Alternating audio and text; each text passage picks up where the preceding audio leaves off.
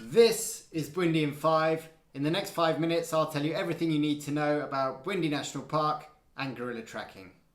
Bwindi is located in the southwest of Uganda and is home to more than 50% of the world's mountain gorillas. If we take a closer look at Bwindi, we see it can be split into two sections, the north and the south. The north can be accessed by vehicle after a game drive in the northern part of Uganda, by light aircraft, flying into Kihihi and an hour and a half's drive, or by foot by trekking through Bwindi from the south to the north. In the north, you will find two gorilla trekking areas. There's Bahoma with 6 habituated gorilla families and Rahija with 4 habituated gorilla families. Bahoma is where you'll find lodges such as Sanctuary Gorilla Forest Camp, Bahoma Lodge, Bwindi Lodge and Mahogany Springs. The south of Bwindi can be accessed by vehicle from Entebbe, usually with a night in Lake Mburu en route, or from Kigali with about a 5-hour drive.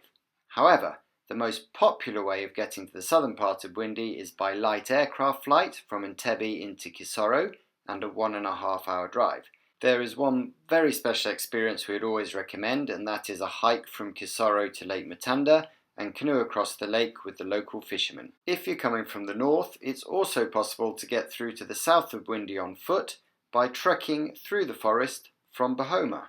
The south has 2 gorilla trekking areas, Unkaringo and Rushaga.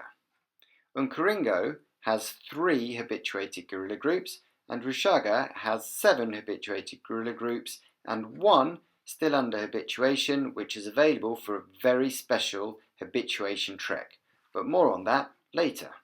Unkaringo is home to lodges such as Clouds and Unkaringo Bwindi Gorilla Lodge. Now onto the gorilla trekking.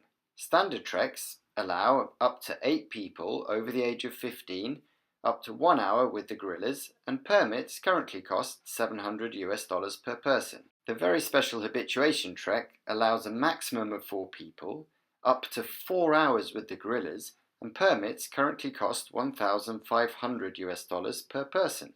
For the treks, we recommend wearing long trousers and good sturdy walking boots or shoes with grippy soles.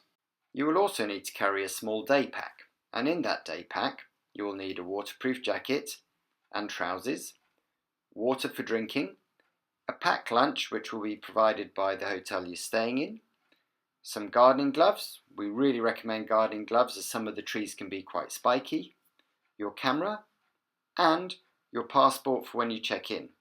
You will also need a face mask. Now, gorillas share 98% of their DNA with us.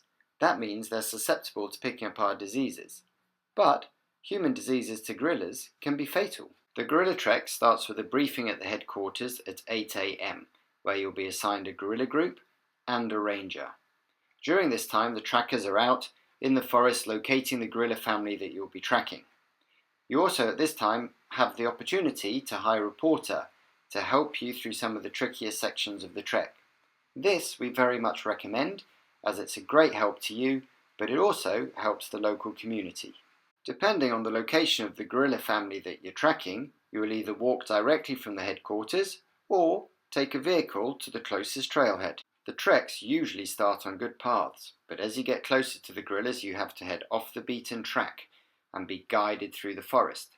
This is where the grippy shoes and gardening gloves come in really handy.